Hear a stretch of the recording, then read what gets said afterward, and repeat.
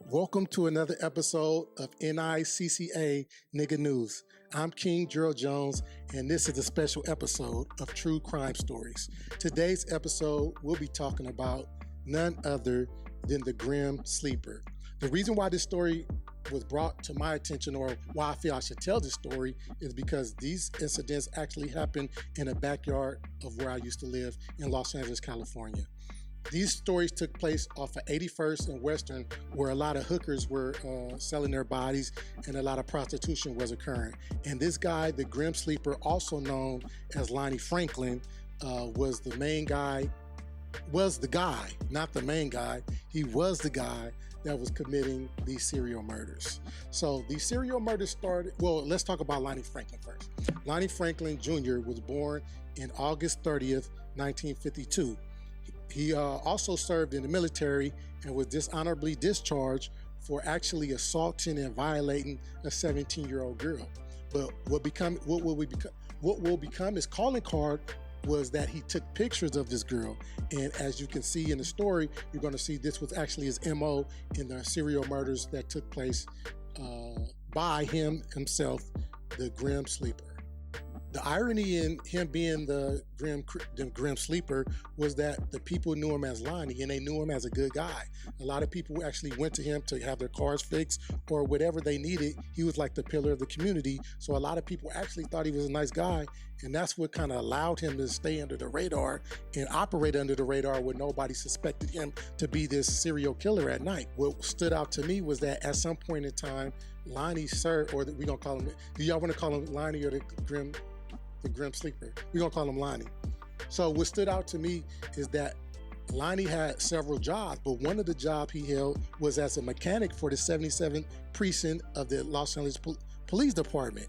So not only was he employed by the LAPD, but this serial killer or the serial murderer was right up under their nose, and they had been trying to figure out who this guy was, and he was working right in the precinct. He also worked as a garbage guy.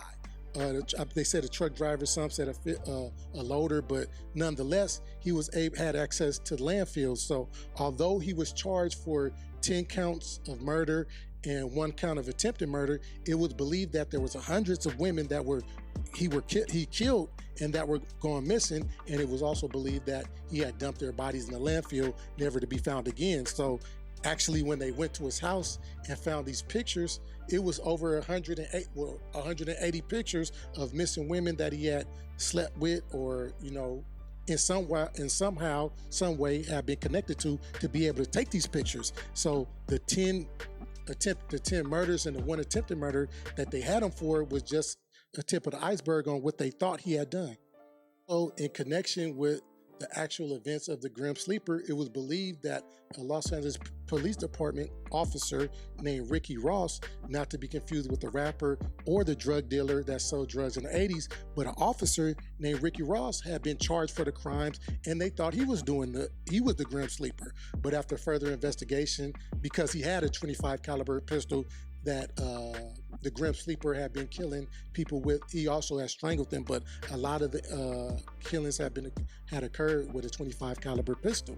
So even in the community, the LAPD not only was taking it hard by not taking it seriously, but it was believed that one of the officers actually was the Grim Sleeper himself, which later on, like I said, became, after further investigation, it was found out that he wasn't the one.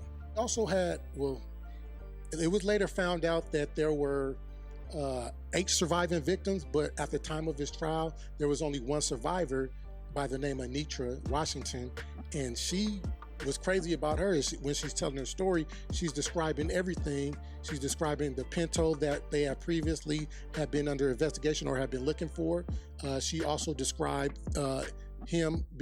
She described him as far as sketch-wise. So all this evidence and her all this evidence and the things she was saying should have led them to Lonnie's house. As a matter of fact, she even spoke on, and I'll tell you about her story, what she actually went through, but just speaking on her pointing out where he lived. She actually, after the assault, she took them to Lonnie Street, which was on 81st, but she was 2 doors away. She was 2 houses away from the actual house. So when the LAPD went to go investigate at this particular house, they found out that this guy didn't live here. This is not the house.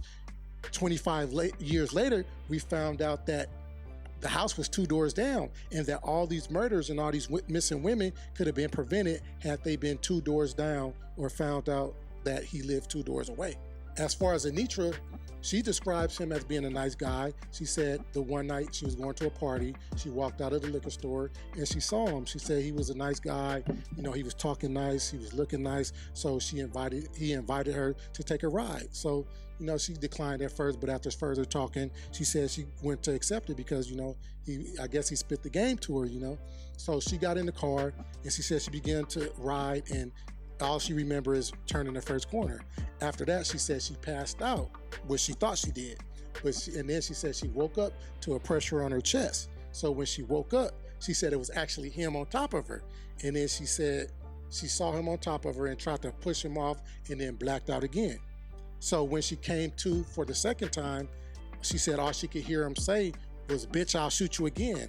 And then she said she began to feel her body and she felt blood or saw the blood and passed out for the other time, but was weak because she was trying to escape. But she said she remembered vaguely that not only was she trying to escape, but he actually helped open the door and kicked her out. So she thought he was leaving her for dead, and that's what he probably was doing. But she actually survived, made it to a friend's house, or made it wherever it is that she made it to, and survived. And she had became the first witness or victim that survived. But like I said before, they'll come to find out over the course of the 25 years, 8 victims and survivors had came to tell their story, but they were afraid to tell their story because they were prostitutes, women of the night, on drugs, so they didn't think they would be heard or taken seriously.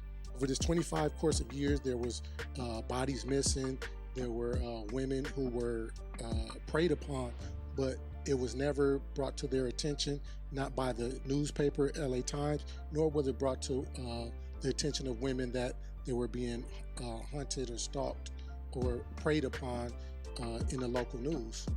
In 2008, there was actually a 911 call made by an anonymous caller, and I'm gonna let you guys hear it, and you guys tell me what you think. Before I play it, it was said to believe that this was Lonnie, or this was somebody who was close to Lonnie and knew that things were actually going on. Listen to the tape.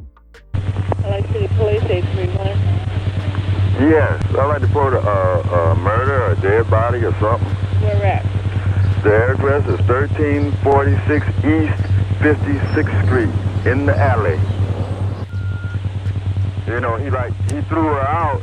The only thing that's hanging out of this, like he threw a gas tank on top of her, and the only thing you can see out is her feet. Okay, what's your name? Huh? What's your name? Oh, I don't stand anonymous. I know too many people. Okay then, bye-bye. All right. So yeah, that 911 footage wasn't released to the public. So had this been released to the public, again, it would have been an understanding or it would have been made aware by these women that they were being hunted, and maybe they could have avoided, you know, what happened, and a lot of women wouldn't have been killed. So what happened was he actually was arrested by luck.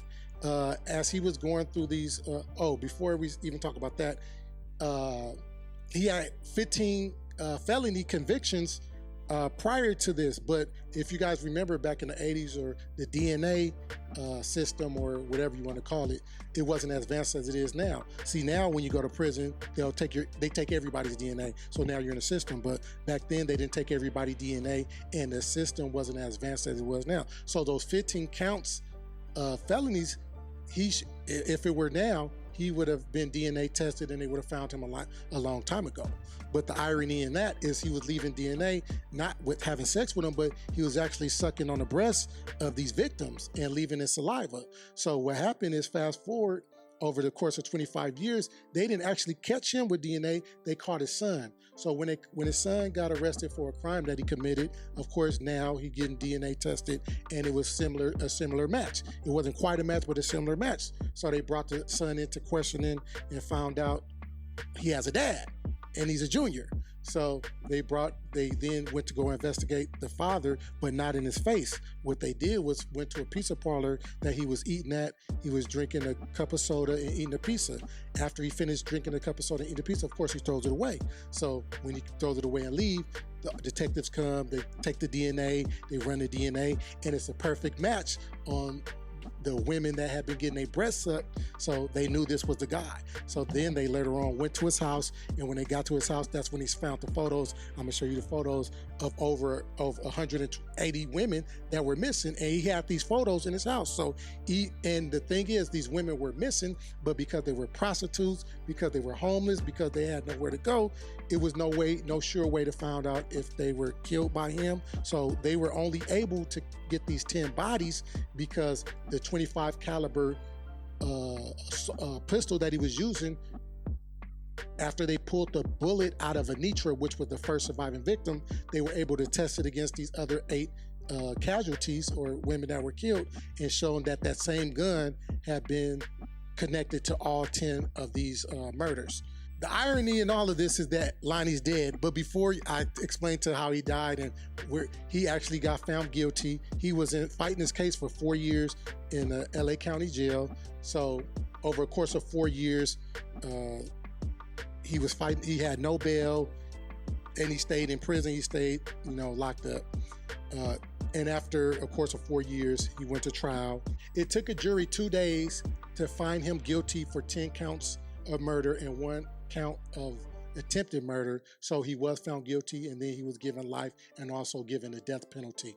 But he was not able to live out the death penalty because in March of 2020, he died of natural causes in his cell in prison in San Quentin. So that concludes this episode of True Crime Stories. I need you to like, share, comment, and subscribe, and I will be sharing more true crime stories for you. This is Nigga News signing off. Thanks for having me, and you guys have a beautiful night.